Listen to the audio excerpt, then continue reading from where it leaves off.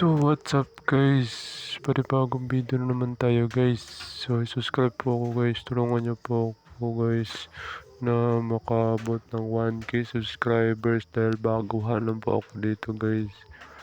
Guys, tulungan nyo po ako guys, pag-subscribe po sa akin channel guys. So na-upload po ako ng mga earning apps dito guys. Pwede kayong kumita dito sa application to guys, gamit lang po yung cellphone nyo guys. So yun guys, so supportan nyo po ako guys, pag subscribers pa lang po ako dito, pagkuhan lang po ako dito guys.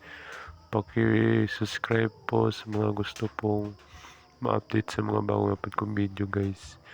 So maraming salamat po sa pag-subscribe nyo guys. At dito guys, marami nag-suggest dito na paano ba mag-withdraw dito sa FB Reels. So dito na guys, panoorin itong video na to guys, para malaman nyo kung paano ba mag-withdraw dito sa FB Reels guys. So yan guys, panoorin nyo itong video na to guys. So yung link na sa description guys, pwede kayong para ma-direct na po kayo dito guys.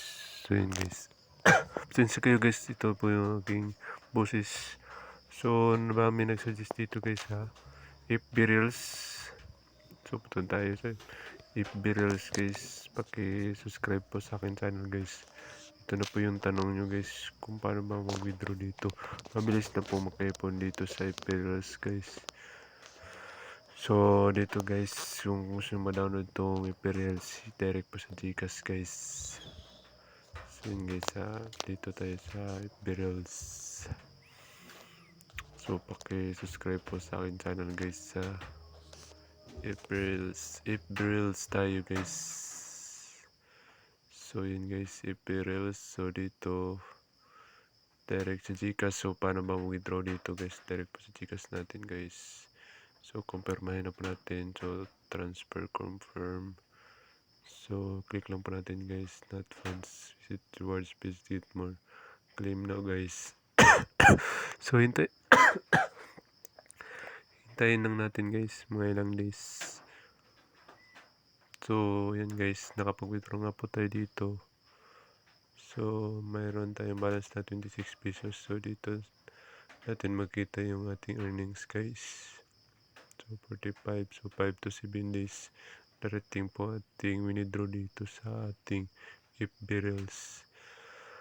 So yun guys, ganun lang kasimple dito guys.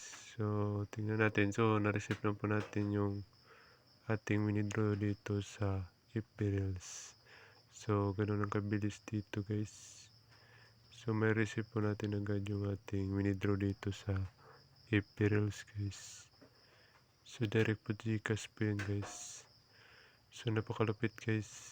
So mabilis lang po yung withdraw nila dito guys. So na-receive ko na po yung ating withdraw. So paki-like and share dito sa aking YouTube channel guys, para po ma-update kayo sa mga bagong upload kong video guys. So tingnan natin sa ating Gcash. Tingnan natin sa Gcash guys kung digit pa nakapasok pa ating withdraw dito sa ating Gcash. 45 pesos po ganyan guys, wala pong puhunan. So tingnan natin. So yan guys, processing. Tingnan natin guys. So kapag yan guys, 113 pesos na ating balance dito, dahil tingnan natin sa transaction history guys.